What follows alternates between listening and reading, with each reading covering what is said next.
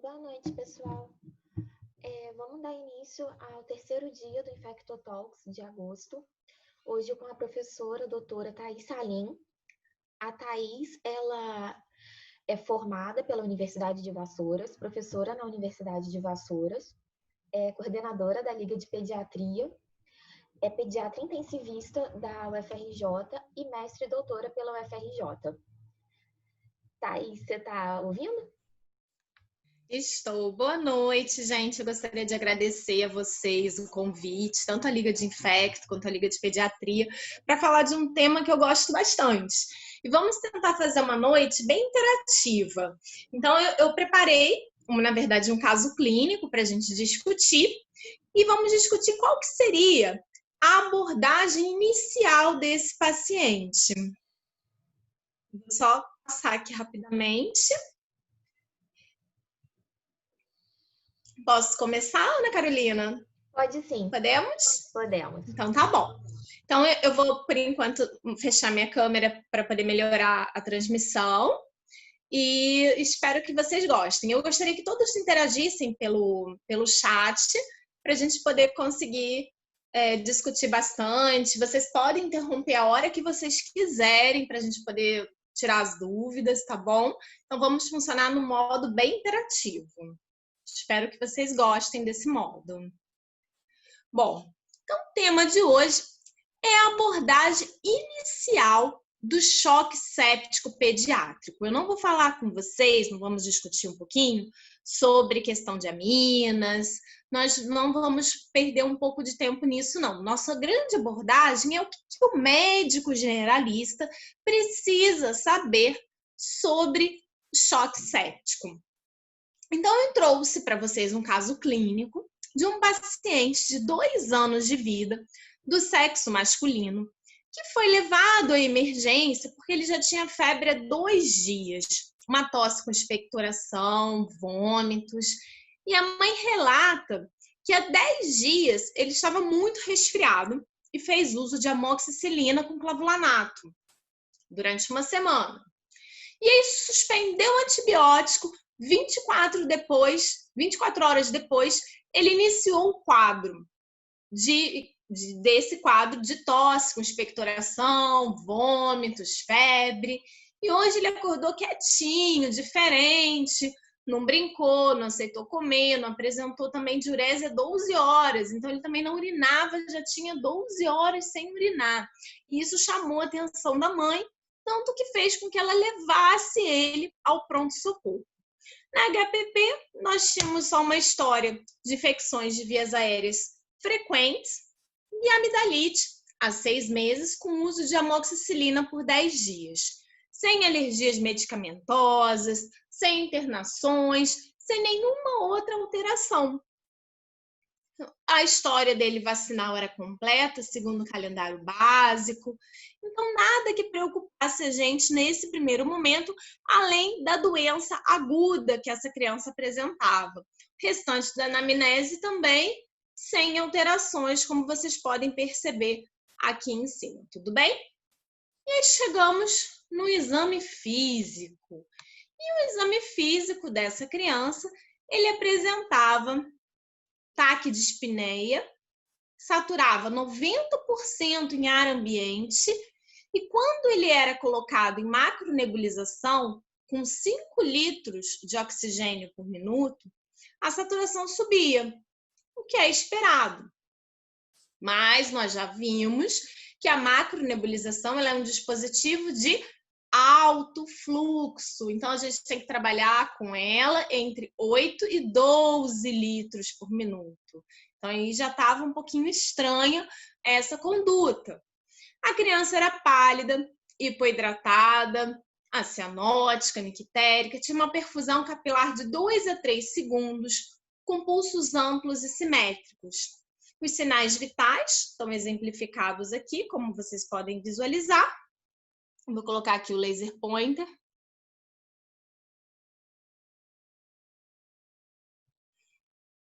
Os sinais vitais. E na ausculta respiratória, ele tinha um murmúrio abolido em hemitórax direito, com roncos difusos em hemitórax esquerdo e uma tiragem subcostal leve. Então, ele tinha, a princípio, na ausculta, os dois lados alterados com uma tiragem subcostal leve. Nada assim tão de chamar a atenção. Então, o aparelho cardiovascular normal, um abdômen depressível, um fígado a 3 centímetros do rebordo, um fígado um pouquinho rebaixado. Edema em membros inferiores, uma cruz em 4, o resto sem alterações. Mas no exame neurológico, a criança era pouco responsiva, reagia a estímulo, mas era sonolento, imobilizava os 4 membros, pupilas isocóricas, falta reagente, não possuía sinais de irritação meníngea. Então, esse paciente, ele apresentava algumas alterações no exame físico. Eu queria discutir com vocês o que vocês acham que está alterado, o que chama a atenção. Vamos colocar no chat, por favor? Cada um coloque no chat o que chamou a atenção nesse exame físico. Então, vamos lá. Já teve aqui gente colocando a frequência respiratória de 57 incursões por minuto para uma criança de 2 anos. Realmente, isso está alterado. Então, é um paciente que já está taquipneico. A saturação, ele satura 90% em ar ambiente. Por mais que suba com a oxigênio-terapia, o que conta para a gente é o quê? É a saturação que o paciente chegou. Então, se ele chegou saturando 90% em ar ambiente, nós já temos critérios clínicos que esse paciente tem uma insuficiência respiratória. Saturação menor que 92% ou PaO2 menor que 60% é igual a insuficiência respiratória. Então, isso ele já tem. O que mais? Murmúrio vesicular abolido. Exatamente, o murmúrio vesicular abolido chama bastante atenção. Por quê? Porque pode ser uma pneumonia e pode ser uma pneumonia extensa, com uma condensação extensa e até mesmo um derrame pleural. Então, isso tem que chamar bastante a nossa atenção. O que mais, gente? Vamos lá, vamos botando no chat o que vocês podem perceber no exame físico. Ótimo, sonolência. Então, era uma criança que tinha alteração de sensório. O que mais? Tem mais coisa aí, gente. Podem procurar que vocês vão achar. Nada. Ninguém quer sugerir mais nada. Bom, então eu vou marcar algumas coisas que as pessoas falaram. Frequência cardíaca, gostei. PA diastólica, também gostei. O que mais? Eu já marquei que é a perfusão capilar periférica, né? Que estava um pouco lentificado. O normal é de 1 a 2 segundos. Dessa criança já estava lentificando ali entre 2 e 3 segundos, bem discreta. A frequência cardíaca para essa idade, o limite é 140. Estava com 145, então estava lá no limite superior da normalidade. A pressão arterial média era normal, a sistólica normal, mas a diastólica de 44 chama bastante a nossa atenção. O fato da criança também ser pálido, hipoidratado, também vai chamar a atenção, como estão colocando aqui no chat. Então, eu vou marcando aqui para vocês. Então, era uma criança hipoxêmica, porque saturava mal em ar ambiente, tinha critérios clínicos de insuficiência respiratória pela hipoxemia. Era uma criança pálida e desidratada ou hipoidratada, com a perfusão lentificada. A frequência respiratória aumentada e a frequência cardíaca também aumentadas, e uma pressão diastólica lá no seu limite inferior da normalidade para a idade da criança. O murmúrio abolido e os roncos também difusos, hemitórax esquerdo.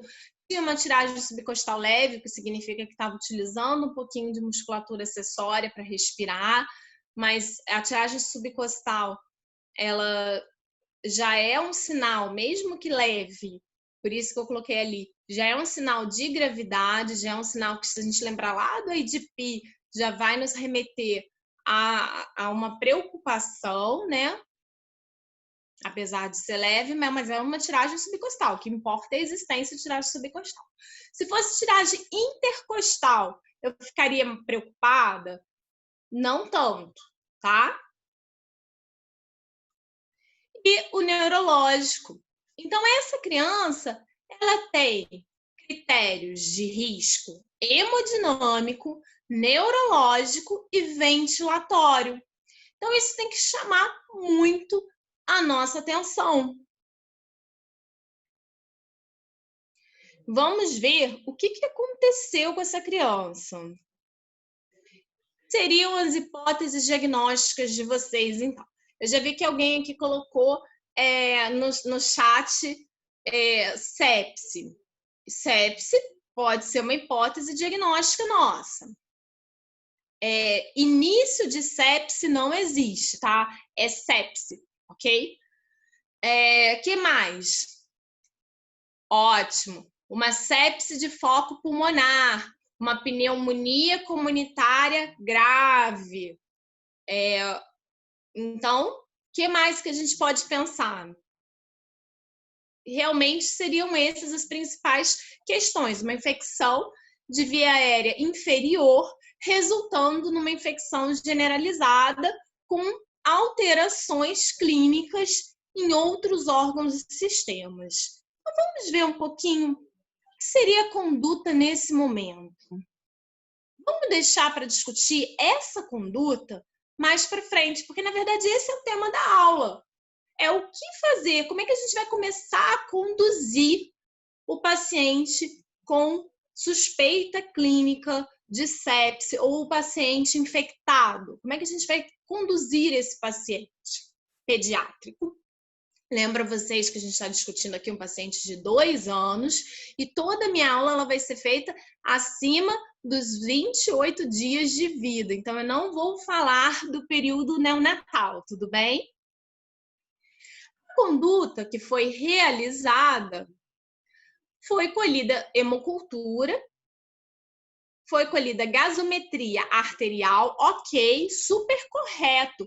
Todo paciente que chega com sintomatologia respiratória, e ainda mais esse paciente que tinha critérios clínicos de insuficiência respiratória, é obrigatório você ter uma gasometria arterial.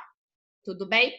Não é obrigatório você ter uma gasometria arterial para estabilizar o doente, mas em algum momento ali da admissão desse paciente, você vai precisar colher uma gasometria arterial. Então, você percebeu que a saturação estava baixa, que esse paciente precisa suplementar oxigênio, que esse paciente tem alterações clínicas, você suplementa oxigênio, estabiliza a via aérea e aí sim você coleta a gasometria arterial. Mas uma gasometria no momento dessa admissão é indispensável que exista. Foi solicitada a radiografia de tórax e prescrita cefuroxima venosa, hidratação venosa, sintomáticos, né, remédio para febre, para náusea, enjoo, vômitos, macronebulização, que ele já estava fazendo, que é o suporte de oxigênio-terapia dele, e a internação em enfermaria. Então, foram essas as condutas realizadas.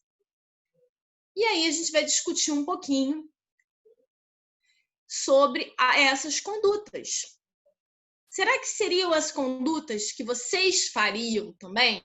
Será que seria a conduta que eu faria para essa criança? Então, quem assistiu a minha aula de criança com doença grave vai conhecer um pouquinho esse caso, porque, na verdade, eu trouxe o mesmo caso, que é um caso que marcou muito a minha vida. E no final da aula vocês vão entender por que esse caso marcou muito a minha vida. E eu pergunto a vocês, vocês acham que essa conduta realizada, ela está correta? Eu quero sim ou não no chat. Por favor, podem colocar.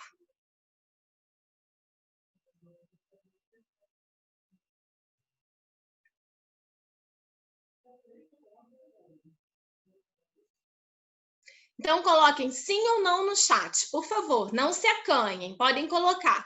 Eu tentei colocar aquele sistema de votação, só que não funcionou nessa sala. E aí, infelizmente, a ideia da aula, que era fazer vocês votando, não foi possível, então vamos utilizar o que nós temos, que é o chat. Eu tô ficando feliz. Todo mundo aí tá respondendo não. Aí, não está correta a conduta. Não está, não está, não está. Estamos numa interface entre a Liga de Infecto e a Liga de Pediatria. A primeira questão: o antibiótico está correto? A cefuroxima intravenosa? Num paciente que fez 7 dias de clavulin, você faria cefuroxima?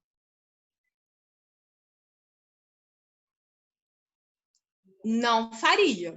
Por que você não faria? Porque o espectro da cefuroxima ele é muito parecido com o espectro do clavulin. Na verdade, o clavulin ele até cobre alguns germes que a cefuroxima não vai cobrir. Então, na verdade, a gente teria até que progredir no espectro. É uma criança que tem 2 dias, ele suspendeu o antibiótico tem 2 dias, né? Na verdade, em 3 dias, porque ele suspende o antibiótico e em 24 horas ele inicia os sintomas. E ele chega para a gente no 2º dia de sintoma. Então, se ele vindo uma pneumonia comunitária grave, vindo da comunidade, sem nenhuma internação prévia, sem uso de antibiótico terapia, você até poderia tentar fazer uma cefuroxima, você poderia fazer um clavulin, você poderia fazer essas medicações venosas, não teria problema. O problema é que essa criança acabou de fazer um ciclo de clavulin e a mãe diz que foi de forma correta. Então, eu não posso perder tempo, eu não posso deixar essa criança somente com esse antibiótico. Então, a gente vai ter que discutir essa questão infectológica também do antibiótico que foi prescrito. Essa HV que está escrita aqui é uma HV de manutenção. É só uma reposição volêmica de manutenção, ou seja, a necessidade hídrica diária. Tudo aquilo de volume que aquela criança precisaria receber em 24 horas foi prescrito para esse paciente. Então, ele não fez nenhum volume rápido, ele não fez nenhuma reposição volêmica, ele não fez nada. Ele apenas fez antibiótico, que foi prescrito, a gente não sabe nem que horas que foi feito, e foi feito HV e despacharam esse paciente logo para a enfermaria, porque o pessoal da emergência não queria ter trabalho com ele. E aí, vou apresentar para vocês a radiografia de tórax da admissão desse paciente. Então, lembram que ele logo foi mandado para a radiografia de tórax, ele tinha uma imagem de condensação em lobo superior à direita, parece também ter alguma coisa aqui de atelectasia associada, a gente está vendo aqui um desviozinho, apesar de ser um raio-x rodado, e um raio-x com uma qualidade técnica ruim. Vocês podem ver que o lobo superior esquerdo também tem imagem, tudo bem? Mas as bases estavam livres. Ok? E a gasometria desse paciente? A gasometria desse paciente mostrava um pH de 7,31. Então, aqui para vocês verem que é verdade isso que eu estou contando para vocês.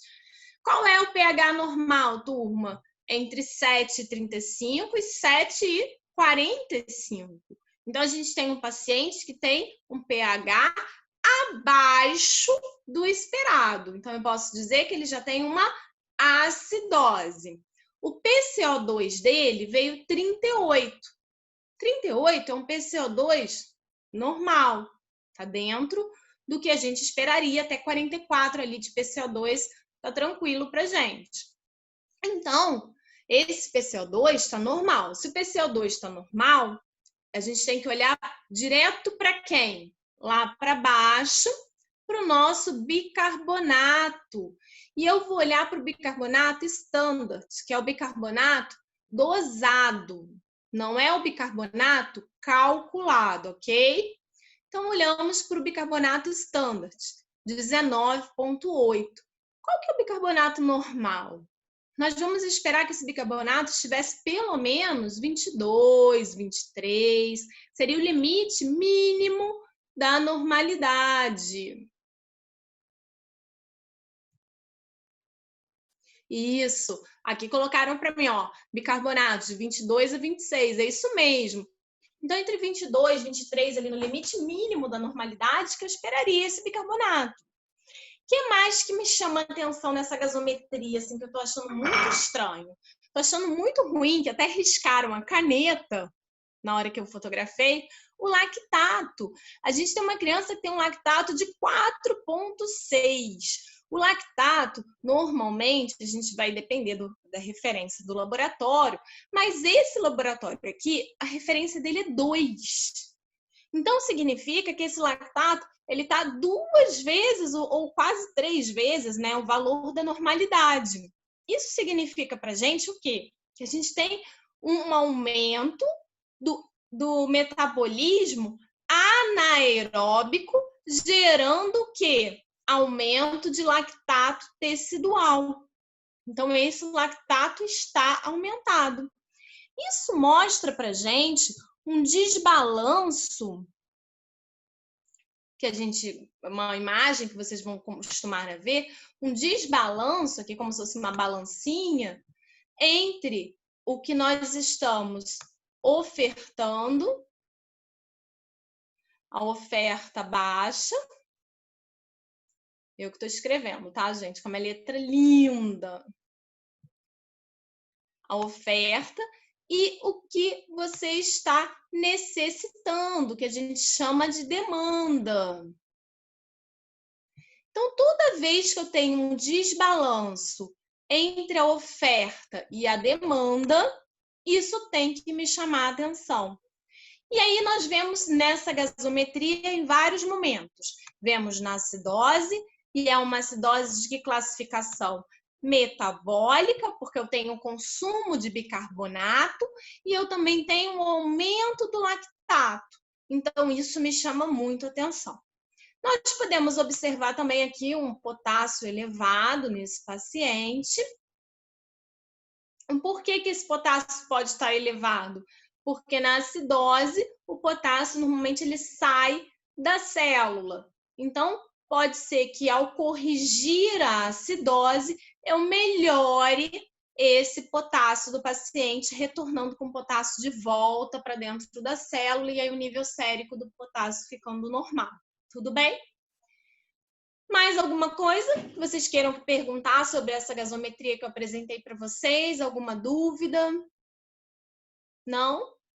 Uma coisa importante, gente, o paciente que está em suporte ventilatório, como oxigenoterapia, ventilação não invasiva, você não vai tirar o suporte ventilatório do paciente para poder colher a gasometria em ar ambiente, tá? Isso é a maior iatrogenia que a gente poderia fazer para o nosso paciente, falando assim, eu quero uma gasometria fidedigna. Não, não façam isso, porque aí é o momento que o paciente vai piorar. O que nós temos que fazer? Saber considerar que essa PaO2 de 86 que a gente encontrou é uma pressão arterial de oxigênio em vigência de suplementação de oxigênio, ok? Então, a gente tem que considerar dessa forma, não simplesmente tirar o suporte do paciente para colher a gasometria, porque aí ele vai descompensar, vai piorar, e não é isso que nós queremos, não é esse o nosso objetivo. Agora eu vou fazer uma interrupção pequena, no caso, para a gente discutir um pouquinho alguns conceitos que vão ser importantes para a gente, então, identificar o que deveria ter sido feito para mudar o desfecho desse paciente. E não tem como a gente falar de sepse em pediatria sem falar do Surviving Sepsis Campaign, que é o quê? É um grupo que se reúne desde 2001 para criar protocolos que servem para o mundo todo, para qualquer lugar que você tiver. E eles criaram agora em 2020 um protocolo, então está fresquíssimo para vocês, que foi publicado na Intensive Care Medicine. E esse protocolo, ele discute justamente um guideline para o manejo do choque séptico e da sepse associada à disfunção orgânica em pediatria. E isso foi importante por quê? Porque em 2017, 2016 para 2017, nós tivemos a mudança do guideline dos adultos. Mas as crianças continuaram com o guideline antigo, de 2005, com os mesmos conceitos, com as mesmas afirmativas, e aí a gente precisou atualizar. Já que os adultos tinham atualizado, as crianças também têm que atualizar o tratamento. E aí essa atualização de tratamento aconteceu, então, neste ano. Quem quiser, eu estou liberando aqui o DOI do documento para vocês poderem depois darem uma olhada. É bem interessante o documento, é importante a gente conhecer. E aí nós vamos definir algumas coisas.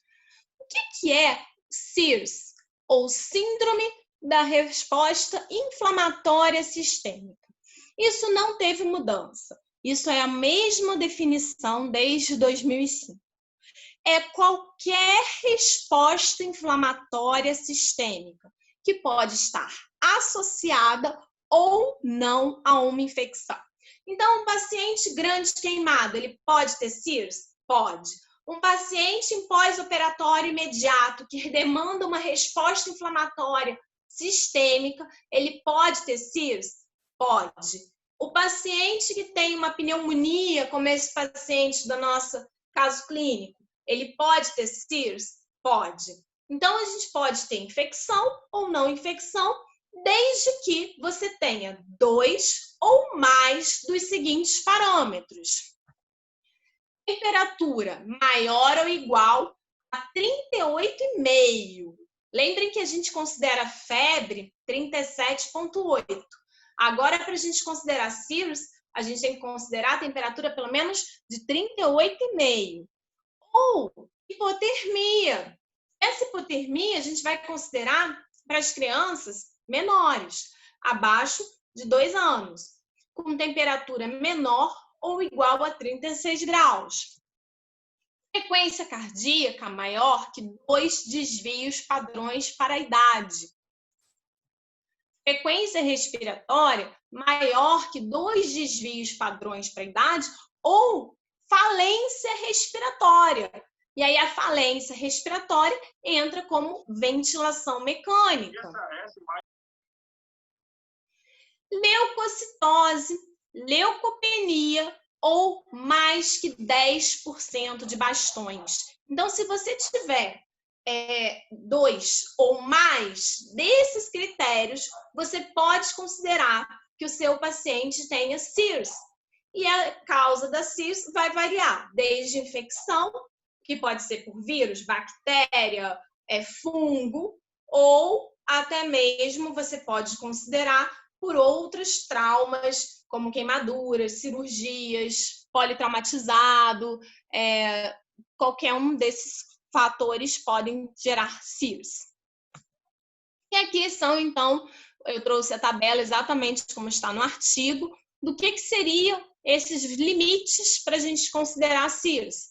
Então, aqui eu estou mostrando para vocês. Claro que ninguém precisa decorar isso a gente vai sempre poder consultar, você pode olhar quando você tiver dúvida. Então, isso é importante para a gente ter na cabeça, mas saber que existe e saber onde buscar, tudo bem? E a sepse? O que é definição de sepse? Então, quando a gente começou a aula, alguém tinha falado assim, pode ser sepse. Pode, porque a sepse é qualquer disfunção orgânica quando você tenha risco de vida e isso foi causado por uma resposta exacerbada, desregulada, uma resposta extremamente absurda do hospedeiro, ou seja, do organismo àquela infecção, aquele agente infeccioso, seja ele vírus, bactérias, fungos. Então, isso é importante ficar na cabeça de vocês. Então, sepse sempre, sempre, sempre tem que ter infecção. Toda infecção é sepse? Não, nem toda infecção é sepse. Mas toda infecção com disfunção orgânica, ela é sepse. Ok? Ficou claro isso? Aí nós tínhamos, então, até o ano passado, a definição de sepse grave.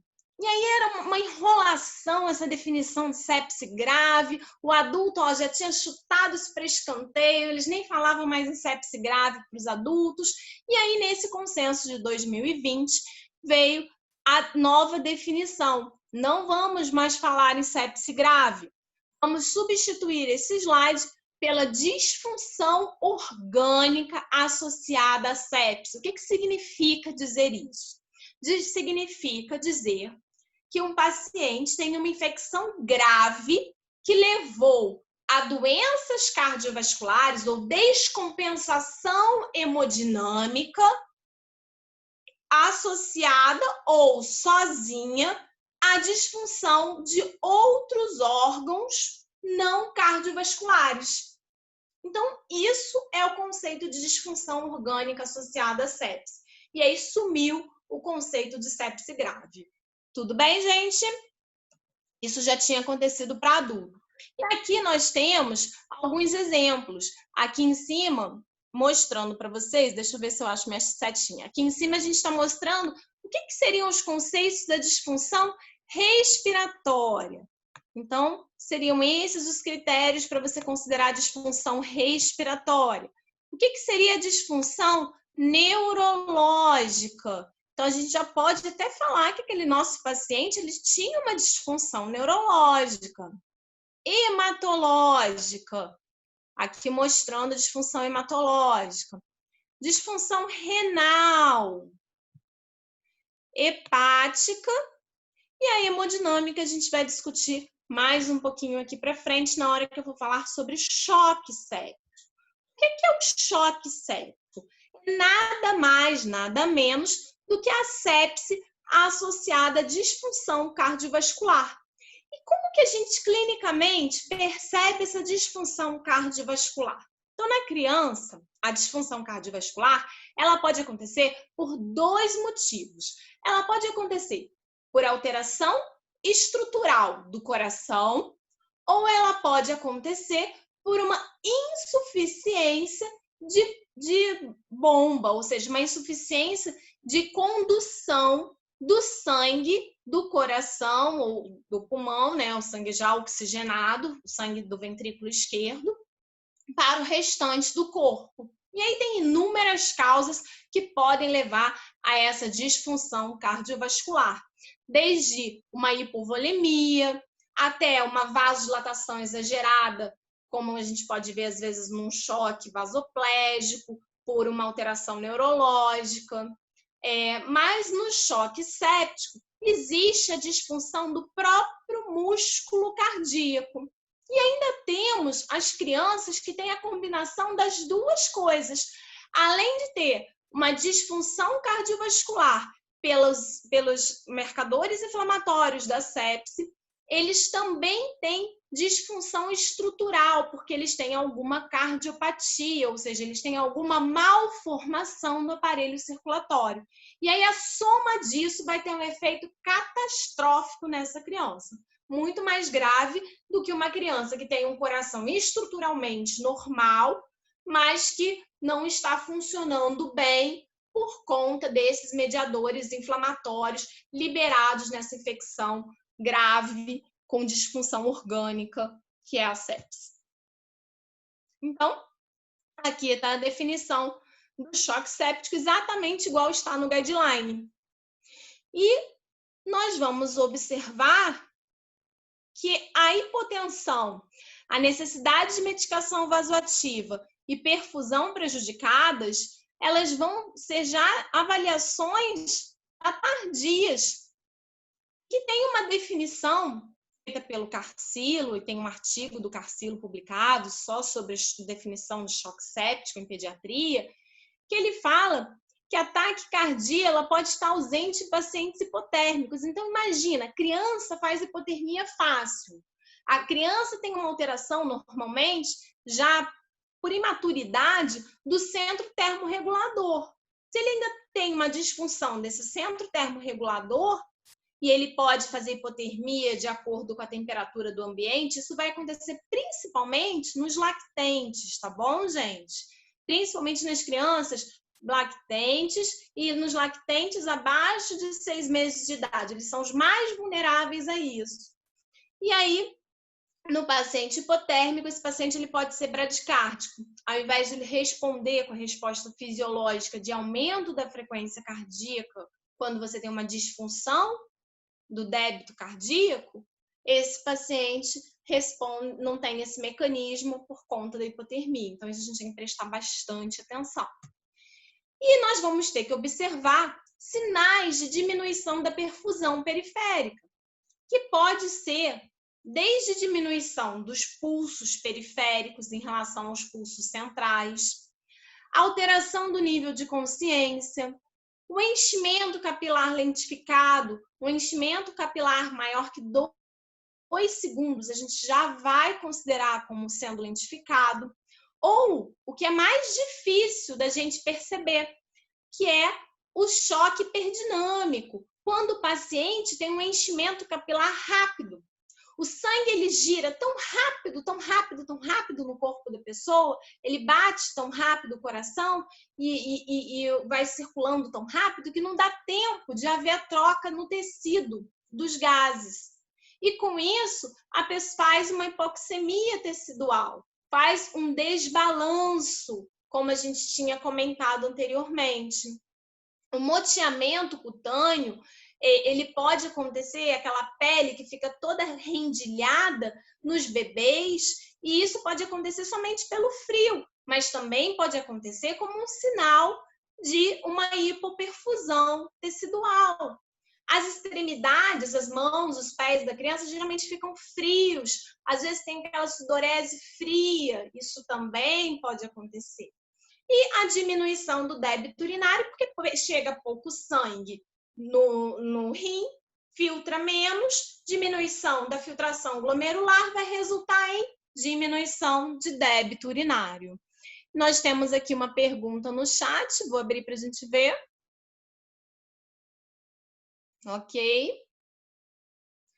Bom, então essas seriam as definições de choque séptico. Então, qualquer sinal de descompensação hemodinâmica associada a critérios clínicos de sepse levariam a pensar nessa questão do choque séptico. E antigamente a gente tinha aquela questão, se o choque foi responsivo a volume, não era choque, era sepse grave. Hoje em dia acabou isso, tá bom, gente? Então, choque é choque. Se tem sepse mais descompensação hemodinâmica, isso é choque. E a hipotensão arterial, eu botei em letras vermelhas, garrafais, para a gente nunca esquecer. Ela é um sinal tardio. E nós vamos considerar como choque séptico descompensado. Então, não vamos esperar nossas crianças ficarem hipotensas. Por quê? Porque quais são as causas de paradas cardiorrespiratórias em crianças? Nós temos várias etiologias, mas o mecanismo de morte, o mecanismo da parada do coração vai acontecer ou por insuficiência respiratória ou por choque, que é instabilidade hemodinâmica. E aí nós vamos ter uma fase da insuficiência respiratória que o paciente ele consegue se compensar. Ele vai aumentar a frequência respiratória, ele vai usar mais a musculatura acessória e ele se compensa. E tem a fase em que ele já perde esses mecanismos de compensação e apresenta essa descompensação da frequência do padrão respiratório. E aí, nessa fase descompensada da insuficiência respiratória, o paciente pode, inclusive, normalizar a frequência respiratória. Pode, inclusive, assim, a frequência estava de 57, 60 e agora foi para 30. E o paciente está mais calminho e você achar que o paciente está melhorando. Mas, na verdade, esse paciente já esgotou, já exauriu todos os mecanismos dele e ele está quietinho assim porque ele já está em falência e fadiga respiratória e ele vai fazer o quê? Evoluir logo para parar o coração dele. Tudo bem? E a mesma coisa acontece no choque. Qual é o primeiro mecanismo que a gente tem normalmente quando a gente tem esse desequilíbrio da balança? Lembram lá daquela balança que eu escrevi para vocês? Entre oferta e demanda. Demanda aqui, oferta. Lembra quando a gente tem aquele desequilíbrio? Você tem pouca oferta para muita demanda. Vou botar bonitinho aqui o dedo da demanda. Então, você vai aumentar o débito cardíaco. Como é que você aumenta o débito cardíaco? O débito cardíaco ele vai ser igual ao quê, gente? A frequência cardíaca, não é isso? Vezes o quê? Vamos lá ver se vocês adivinharam a formulazinha. Ao volume sistólico. Isso.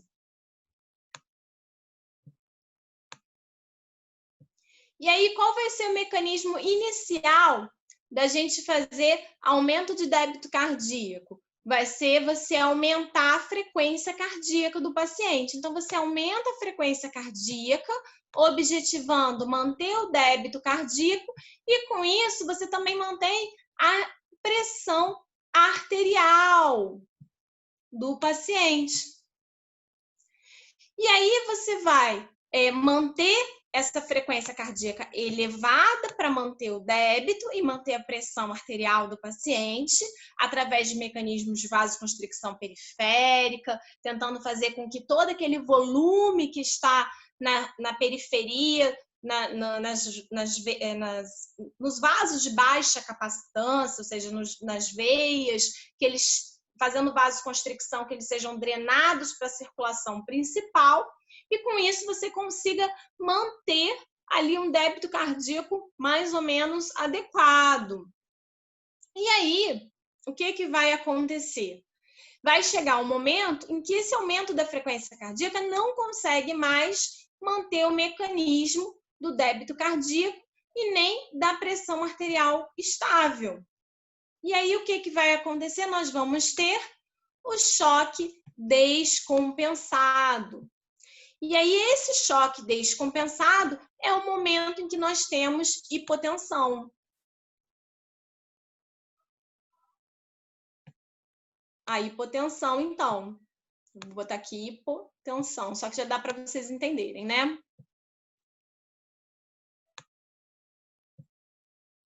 E aí, essa hipotensão vai evoluir para um quadro em que você não vai mais conseguir reverter, que vai ser um quadro já de falência cardíaca com parada cardíaca e aí evoluindo com parada respiratória secundária.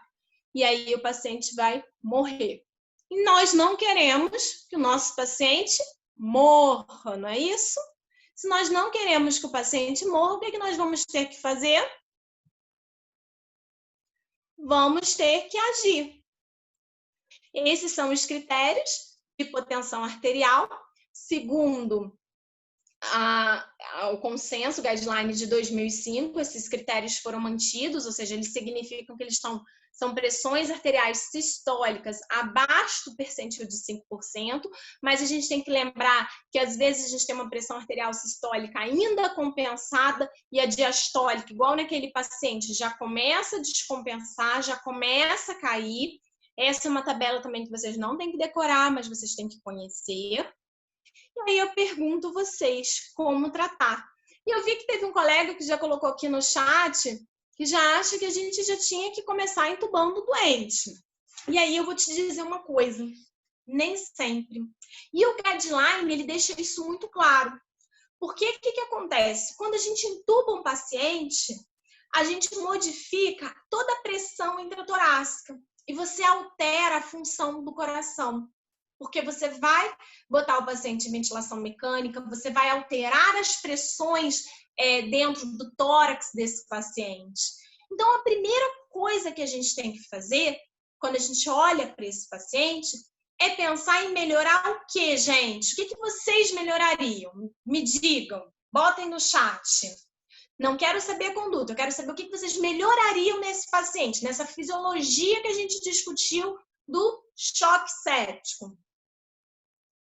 O volume melhora essa fisiologia. Mas o que você quer melhorar? O que a gente precisa melhorar? Qual é o problema do choque?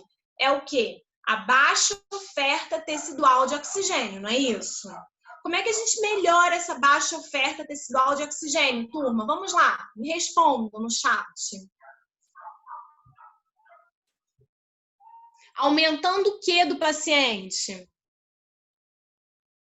Você pode aumentar a pressão arterial? Posso. Mas e se eu te disser que o choque ainda é um choque compensado, ou seja, ainda é um choque que tem pressão arterial normal. O que que você vai fazer? Nós temos que aumentar o quê? O débito cardíaco. Nós temos que melhorar a oferta tecidual de oxigênio. Nós temos que, com isso, quando a gente começa a melhorar esse débito cardíaco, a gente começa a melhorar a oferta tecidual de oxigênio, a gente vai melhorar o desequilíbrio ácido básico, você vai melhorar a acidose, você vai melhorar a pressão arterial.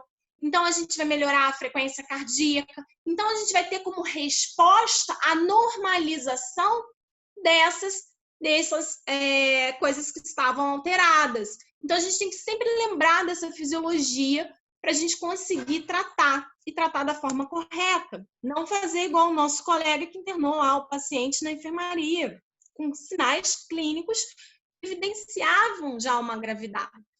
Então, aqui eu trouxe para vocês, são alguns trechos do guideline, desses de 2020, em que eles colocam as recomendações e algumas pouquinhas coisas mudaram. Então, o choque séptico ou a disfunção orgânica associada à sepse, ela vai ser abordada da mesma forma. Nós vamos fazer volume. Vamos fazer volume por quê? Porque quando eu aumento o volume sanguíneo circulante, eu vou aumentar a distensibilidade da fibra cardíaca. Com isso, eu vou fazer com que o meu coração contraia com mais força. E ao fazer meu coração contrair com mais força, eu vou melhorar o meu débito cardíaco. E aí, quando eu melhoro o meu débito cardíaco, eu melhoro a minha frequência cardíaca, porque ela não precisa mais estar alta. O meu débito por si só já melhorou, porque eu aumentei o volume sanguíneo circulante. Eu vou fazer com que mais sangue chegue na periferia, com que mais sangue chegue no restante do organismo. E aí eu consigo equilibrar este paciente e melhorar a acidose metabólica dele, diminuir o metabolismo anaeróbio. Então, eu consigo fazer tudo isso. E aí, o que a gente preconiza? A gente preconiza fazer alíquotas de volume de 10 a 20 ml por quilo em bolo, gente. Não é aquilo que a gente cansa de ver no pronto-socorro, não. É soro fisiológico, 20 ml por quilo, aí você vai lá e calcula. A criança tem 10 quilos. Vou fazer, então, 200 ml. 200 ml em 1 hora. Não é isso, gente. Nós temos que fazer isso em bolos, em seringa. Pega uma seringa grande e vai fazendo. Em bomba, correndo rápido. Então, esse volume ele tem que correr ali em 5 minutos, 10 minutos no máximo, para você conseguir realmente um efeito de expansão volêmica e conseguir essa alteração de débito cardíaco, toda essa alteração para o paciente conseguir melhorar esse estado hemodinâmico que ele se encontra, porque ele está todo atordoado em uma tempestade de citocinas inflamatórias relacionadas a esse processo infeccioso. Temos o risco de fazer edema agudo, sim. Temos o risco de fazer rebaixamento de fígado, insuficiência cardíaca, temos o risco disso tudo. Só que o volume salva vida, mas o volume tem que ser feito de forma adequada. Quando eu comecei a minha formação médica, logo que eu formei, o objetivo era o paciente pipa. O paciente de pipa, que eu chamo, é que o paciente ficava tão inchado de tanto líquido que ele recebia, que às vezes ele morria da complicação desses líquidos. Então, por isso que hoje em dia a gente vai fazer bolos de 10 a 20 ml por quilo em bolos, mas você vai ter um limite.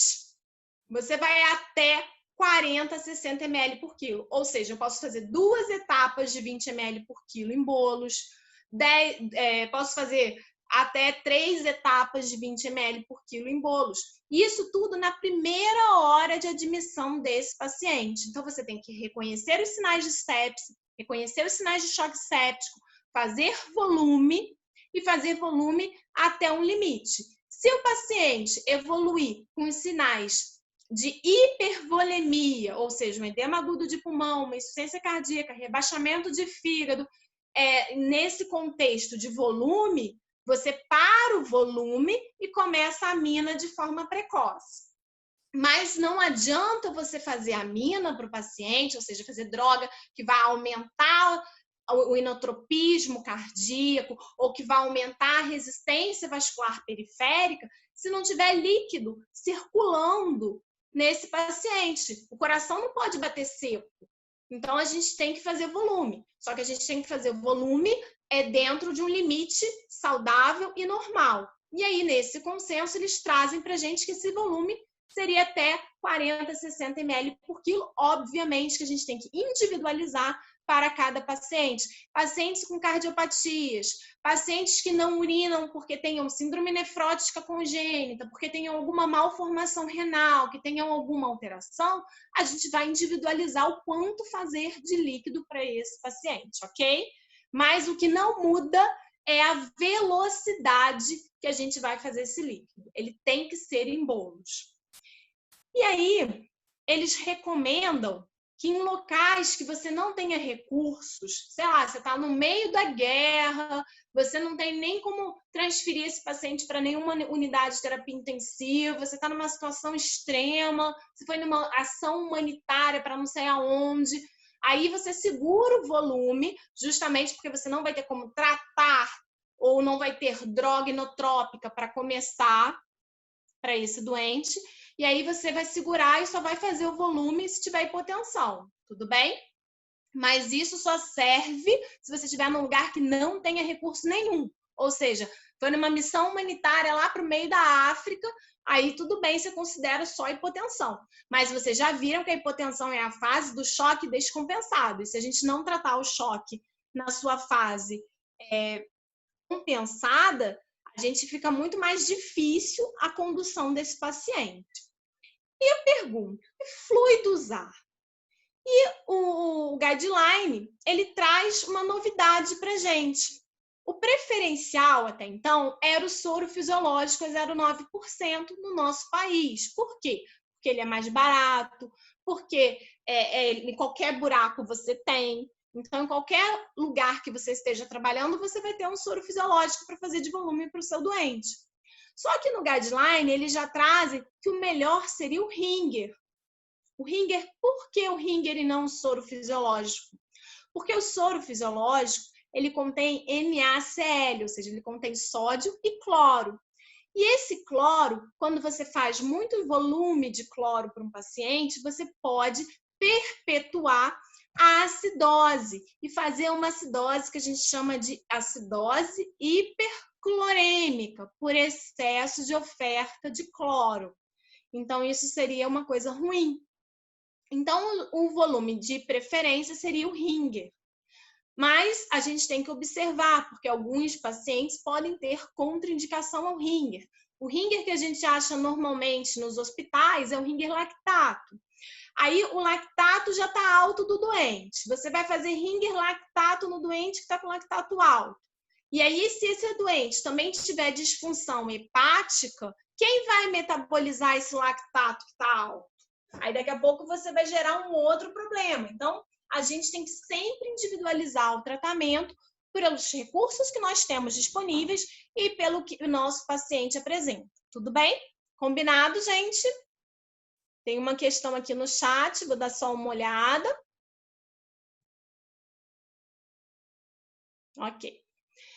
E os coloides? Os coloides, existem vários tipos de coloides. Existem os coloides proteicos, que são derivados do sangue, como a albumina, que é muito utilizado, por exemplo, na Austrália. A albumina na Austrália é muito barata. No Brasil é extremamente cara. E a albumina é muito controverso o uso. A gente sempre vai preferir o uso do cristalóide ao uso de coloide, sempre. Em poucas situações a gente vai usar a albumina. E mesmo assim, quando a gente utilizar a albumina, geralmente a gente vai pesar a utilização em conjunto do cristalóide, tá bom? Então, a gente vai fazer um Ringer albuminado, a gente vai avaliar outros mecanismos. E os não proteicos, que eram as gelatinas, os destrans, os amidos, que eram formas sintéticas que simulavam o plasma sanguíneo, esses a gente não faz mais. Isso acabou, isso caiu por terra. Por quê? Porque eles estão muito relacionados a distúrbios de coagulação sanguínea. Então, a gente não deve fazer os coloides não proteicos, tudo bem? Então, a primeira opção, cristalóide, de preferência o Ringer sem lactato, tudo bem?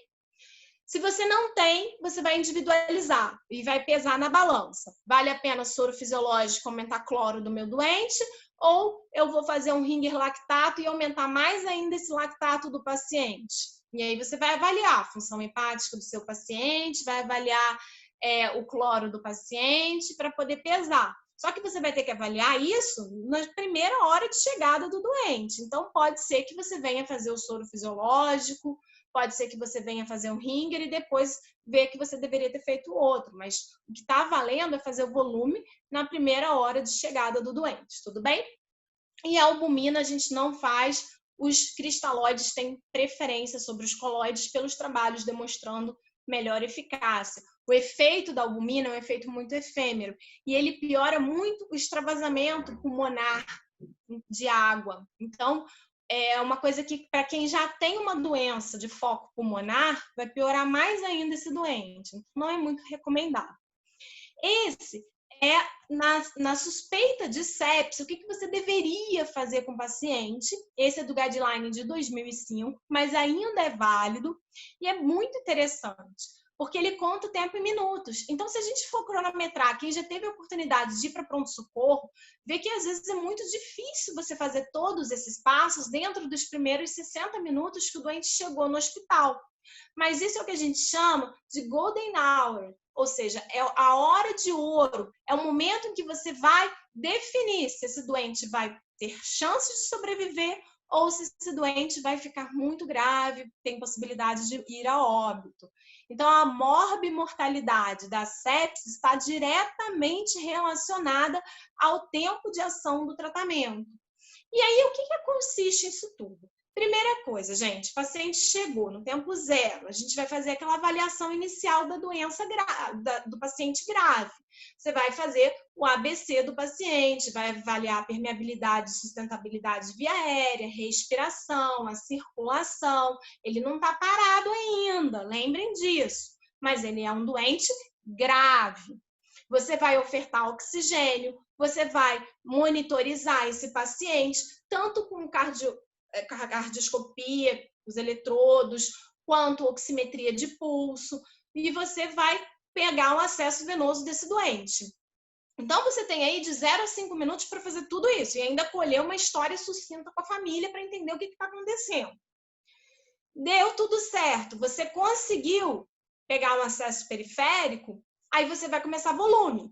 Vai fazer 20 ml por quilo ou 10 ml por quilo, lembrando que você tem ali o limite em bolos, e vai repetir até 40 ou 60 ml por quilo, ou você tem algum sinal de que esse paciente tem um excesso de líquido no organismo, tem um extravasamento, um edema pulmonar, tem sinais de congestão pulmonar, ou rebaixamento de fígado, de insuficiência cardíaca direita. Você vai avaliar esse doente em relação a esse volume. E nesse momento, você também vai avaliar a coleta dos exames, gasometria, glicose, porque criança muito comumente séptica pode fazer hipoglicemia ou hiperglicemia, então a gente tem que conhecer a glicose desse paciente, e o ideal é nessa primeira hora você já administrar o antibiótico. Se você não conseguir acesso venoso periférico, o que você tem que fazer? Você vai fazer intraóssea. Então, 3 tentativas de acesso venoso periférico. Não conseguiu? Intraóssea. Acesso venoso profundo é depois. Tudo bem? E aqui vai mostrando todo o passo a passo. Mas, basicamente, nessa primeira hora, você tem que ter estabilizado a via aérea desse doente. Aí você vai avaliar se vai intubar ou se só oxigenoterapia resolve. Não é obrigatório a intubação, mesmo um paciente com choque séptico, desde que esse choque séptico seja responsivo a volume ou a aminas. Se você tem um doente que está piorando, que ele não responde a volume, que ele não responde às aminas, aos inotrópicos ou vasoconstrictores, e esse doente vai ter que, então, diminuir o trabalho cardíaco dele, e aí sim você vai botá-lo em ventilação mecânica. Mas aquela ideia antiga que a gente tinha, todo doente com choque séptico tem que ser entubado, isso caiu por terra também nesse consenso de 2020. Tudo bem?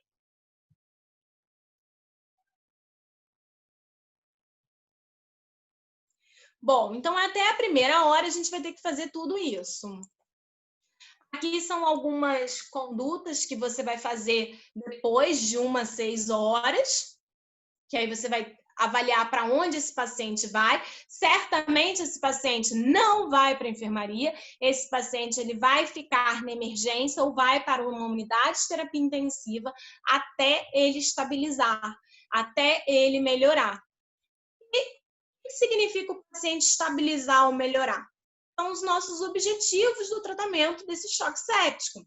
Você tem uma perfusão capilar normal, pressão arterial normal para a idade, os pulsos arteriais normais, sem diferença entre central e periférico, as extremidades do paciente aquecidas, o pediatra é fissurado por diurese, então o débito urinário do paciente ele tem que ser maior que 1 ml quilo hora. Hoje em dia, a gente é até mais permissivo. A gente até considera de 0,5 a 1 ml por quilo hora até meio adequado. O estado mental, o nível de consciência do paciente tem que ser normal. A saturação venosa central, se o paciente não tiver anemia e o catéter central for alto e estiver bem posicionado, você considera 70%. E o índice cardíaco é para quem já tem acesso à monitorização hemodinâmica. Então, a gente tem vários tipos de monitorização de débito cardíaco. O eco cardíaco é um método menos usado, assim, ele é muito usado à beira do leito, mas ele é o menos eficaz, porque ele vai avaliar de forma momentânea, como se fosse uma foto do coração do meu paciente. Nós temos vários tipos de monitorização, como o pico, o lídico, o cardioquê, que podem nos dar a avaliação do índice cardíaco contínuo do paciente. Então, você vai acompanhando continuamente como está esse índice cardíaco e, de forma indireta, como está esse débito cardíaco do paciente, está adequado. Então, é muito legal você tratar choque com esses recursos, assim como também é muito legal você tratar com pressão arterial invasiva, você tratar com todos o que nós temos disponível na medicina hoje em dia. E agora vamos voltar para o nosso caso clínico. Alguém ficou com alguma dúvida de tudo que eu falei até agora? Querem perguntar alguma coisa? Os hoje estão tão quietinhos falando pouco? Não? Bom, então vamos voltar para o nosso caso clínico. Então, nós temos aquele paciente que era ataque dispneico, era hipoxêmico, que tinha perfusão lentificada, tinha frequência cardíaca e respiratória alteradas, pressão diastólica mais baixa, tinha alterações pulmonares e alterações neurológicas. E aí, se a gente fizesse um protocolo, um screening de sepse para esse paciente, muitos serviços apresentam esses protocolos justamente para guiar o médico, para o médico não deixar passar batido essas situações, nós veríamos que essa criança ela tem todos os critérios que a gente poderia esperar de sepse e de uma sepse com disfunção de sistema respiratório, cardíaco e neurológico. Isso sem saber outros resultados de exame. Pode até ser que tenha disfunção de outros sistemas. Então, aqui eu marquei para vocês que a criança ela tem uma história sugestiva de um quadro infeccioso, como a pneumonia. Ela apresenta taquicardia, taquipneia, bastões acima de 10%, leucocitose. Então, ela tem mais de 2 critérios de sepse, de CIRS, né, na verdade, de inflamação sistêmica, e um foco infeccioso. Então, isso para a gente já nos dá o diagnóstico de sepse. Associado a isso, ela ainda tem descompensação de 3 sistemas, incluindo o hemodinâmico. Então, isso aqui continuaria a avaliação do paciente, e aqui coloca tudo o que a gente deveria pensar em fazer com esse paciente. Então, esse daí é só um exemplo para vocês de uma avaliação. E tudo que a gente deveria colher, que eles chamam de kit sepse, que você deveria colher para avaliar a disfunção dos outros órgãos e sistemas, né? Função renal, mostrando a função renal, coagulograma, a gasometria, tanto arterial ou venosa. O mais importante para a gente ter uma avaliação metabólica, se tem acidose, o bicarbonato, até mesmo do que respiratória. Como esse paciente tinha um quadro respiratório, fundamental é a arterial, tá bom? O lactato do doente, as enzimas hepáticas, os eletrólitos e as culturas, né? A gente tem que tentar buscar que germe é esse que causou essa pneumonia para esse paciente, tudo bem? Então, o diagnóstico final do nosso paciente era um choque séptico de foco pulmonar. Só que esse paciente foi tratado para choque séptico de foco pulmonar? O que vocês acham? Coloquem para mim no chat, por favor, qual a opinião de vocês? Sim ou não? Ele foi tratado para choque séptico de foco pulmonar? A gente já viu lá no início que vocês não concordavam com o tratamento. E aí, agora, eu quero que vocês coloquem. Vocês acham que foi tratado? Não, ele não foi tratado. Então, ele já nem foi tratado direito para pneumonia, porque ele já tinha, o antibiótico já estava inadequado. A internação hospitalar foi bem indicada, mas não o local do hospital. E aí, o que a gente faria para esse paciente? O que vocês fariam? Podem colocar para mim no chat o que vocês começariam para ele. Alguns já tinham até colocado. O que você faria como que a gente, de dentro de tudo isso que eu discuti, como é que seria o plano terapêutico para esse paciente, gente? O que vocês acham disso? Qual seria a conduta correta para esse paciente? Então, primeiro, o médico tinha que ter reconhecido os sinais de sepse. Ele reconheceu? Não. Porque se ele tivesse reconhecido, ele teria tratado. Segundo, no tempo zero, lembra de 0 a 5 minutos, o que a gente tem que fazer? Monitorizar o paciente e ofertar oxigênio, mesmo que esse paciente não seja hipoxêmico. No choque séptico, a gente sempre vai ofertar oxigênio, mesmo no paciente que não é hipoxêmico. Por que isso? Porque você aumenta a quantidade de oxigênio circulando na corrente sanguínea desse paciente e, com isso, você vai melhorar o paciente, melhora a oferta desse oxigênio para ele. Aqui algumas pessoas colocaram antibiótico, soro. Sim, a gente também teria que fazer antibiótico, volume, amina, vai depender da resposta dele para o volume. Mas o raciocínio nosso tem que ser: todo doente com infecção ou com suspeita de infecção, você vai se perguntar, será que ele tem sepse? Aí, se você responder lá o questionáriozinho, ver que ele tem sinais clínicos de SIRS com infecção, você sabe que esse paciente tem sepse. Então, ele tem sepse. Então, o que a gente faz com todo doente com sepse? Vai ser sempre a mesma coisa. Monitorizar, aumentar o oxigênio do doente e um acesso venoso calibroso. Então, isso tudo vai ser no tempo de 0 a 5 minutos, você vai conseguir fazer todos esses passos. Isso tem que estar automático na nossa cabeça. Isso não pode ser cortical, você não pode ter que pensar. Isso tem que ser medular, que eu falo. Assim, você tem que agir, fazer um padrão para isso. E aí você vai fazer volume. Qual o volume que a gente vai fazer? Alíquotas, que vão variar de 10 a 20. Eu gosto muito de trabalhar com 20, eu faço 20 ml por quilo para todo mundo. A não ser que seja cardiopata, ou seja, que tenha uma malformação do sistema circulatório, uma insuficiência cardíaca conhecida. Então, você vai de 10 a 20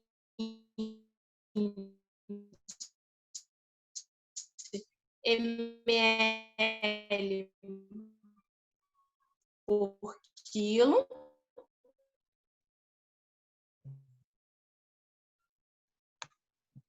De que volume, que soro que você vai fazer? Você pode fazer do Ringer ou você pode fazer do soro.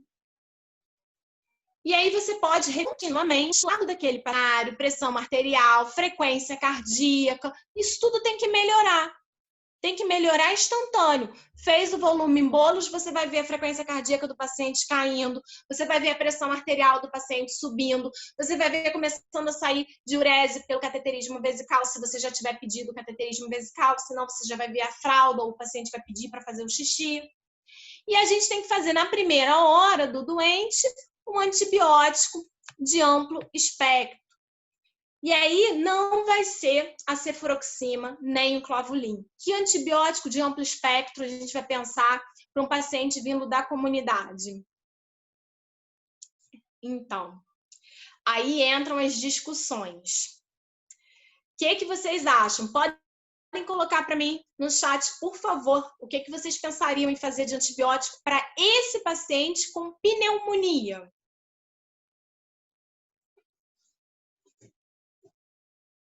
Ninguém vai botar nada no chat. Nós temos só uma opinião no chat de antibiótico, terapia para esse doente.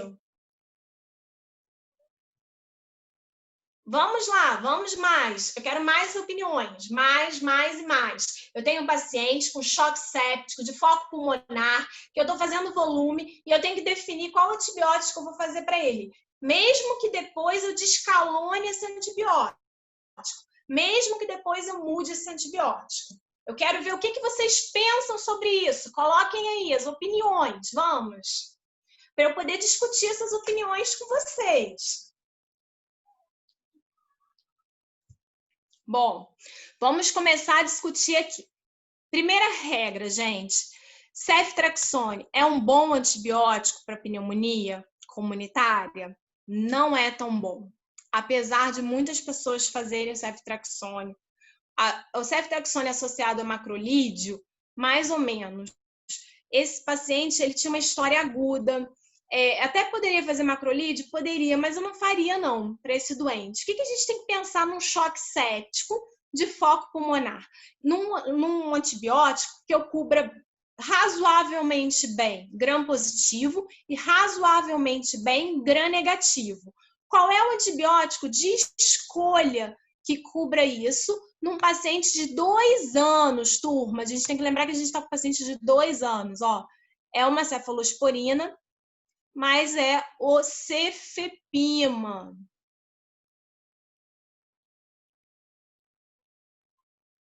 Ai, minha letra tá terrível. Cefepime ou cefepima seria o antibiótico de escolha para esse doente. Exatamente, o Gustavo aqui acertou. Ampigenta, que algumas pessoas colocaram, é ótimo para recém-nascido, tá? Ampigenta, ele é ótimo para cobertura de flora vaginal, para cobertura de germes que a gente encontra em recém-nascido. Então, ampigenta a gente vai fazer para o neonato. Até 3 meses de vida, você pode considerar a ampigenta, mas eu vou ser muito sincera para vocês, a literatura é bem controversa nesse ponto. Ampigenta, com certeza, até 28 dias de vida, e desse buraco, nesse ato, do primeiro mês de vida ao terceiro mês de vida, você pode fazer ampigenta. Mas se o doente estiver muito grave, acaba que a gente troca para cefepime mesmo, a questão do macrolídeo, se tiver história sugestiva de pneumonia atípica, se tiver tosse seca, aí você poderia fazer. Uma outra coisa que as pessoas costumam associar é para cobertura de germe resistente, gram positivo resistente, ou seja, o Camarsa, aquele Marsa comunitário. E aí algumas pessoas fazem, nessa situação de choque séptico, no paciente com pneumonia comunitária e não sabe o perfil de colonização do paciente, a gente não pode perder tempo, porque quem que vai salvar a vida desse doente não é o volume, nem a amina. Quem vai salvar a vida desse doente é o antibiótico. Então, a gente faria cefepime e vancomicina, pensando que nós já temos grande quantidade de Marsa comunitário, ou seja, Staphylococcus aureus meticilina resistente. Então, a gente associaria, porque o CFEPIMI não cobre o Staphylococcus aureus meticilina resistente comunitário. Então, a gente teria que fazer CFEPIMI vanco, pensando que poderia ser uma pneumonia por um Staphylo aureus comunitário. Tudo bem? Acho que eu consegui responder todo mundo que colocou aqui. Mais alguém ficou com dúvida da antibiótico-terapia? Quer me perguntar alguma coisa sobre isso? Então, de amplo espectro, pensando em cobrir germe pulmonar, a gente faria isso. Agora, se eu tivesse um paciente com choque séptico e tivesse com quadro neurológico, fosse uma meningite, uma meningoencefalite, aí não teria discussão. A gente faria ceftriaxona associada a vancomicina e ainda faria de forma empírica cobertura para vírus até o ter o resultado do líquor e saber que esse paciente não tem uma meningite viral. Então, se fosse de foco sistema nervoso central, eu faria ceftriaxone, vanco e aciclovir, pensando em cobrir herpes para sistema nervoso central. Tudo bem, gente? Então, a antibiótico terapia tem que ser guiada pelo foco da infecção. Se a gente não sabe o foco da infecção, começa a ser CFEPIMI vanco e depois a gente vai pensar, colhe todas as culturas do paciente, se você não tem foco, urina, aspirado traqueal, se você estiver entubado doente, pode colher hemocultura, nunca colhe uma hemocultura só, colhe no mínimo 2 hemoculturas. Ah, mas o bebê tem 3, 4 quilos. Colhe 2 hemoculturas, de 3 a 5 ml de hemocultura, sim. Porque é mais importante a gente descobrir qual é o germe que causou essa sepse e depois poder descalonar esse antibiótico do que a gente não ter esse germe isolado. E a avaliação contínua do médico. E é importante você prescrever o antibiótico, entregar na mão do seu enfermeiro da sua enfermeira e falar assim, é para fazer agora. E você ficar cobrando que esse antibiótico seja feito na primeira hora. Porque o que acontece na forma prática dentro dos hospitais? Você prescreve, a enfermeira vai buscar o antibiótico na farmácia, a farmácia demora para liberar o antibiótico. Aí, quando você vai ver, o paciente vai fazer um antibiótico 12 horas depois da admissão dele no hospital. Aí, seu doente vai morrer, não vai ter jeito. E aí, o que aconteceu com o nosso paciente, então, do nosso caso, voltando lá nele, não fez nada disso. Ele evoluiu pior. Então, olhem o raio-x. Lembra que ele tinha uma hipotransparência só em ápice bilateral? Ele evoluiu com uma hipotransparência de todo o hemistórax direito e ainda mantinha a hipotransparência também no esquerdo. Então, ele piorou muito dessa pneumonia com a cefuroxima e com a internação na enfermaria. Aqui mostrando o outro raio-x dele, também muito ruim ainda. E aí esse paciente já apresentava um distúrbio, olhem o pé da criança, um distúrbio de perfusão gravíssimo.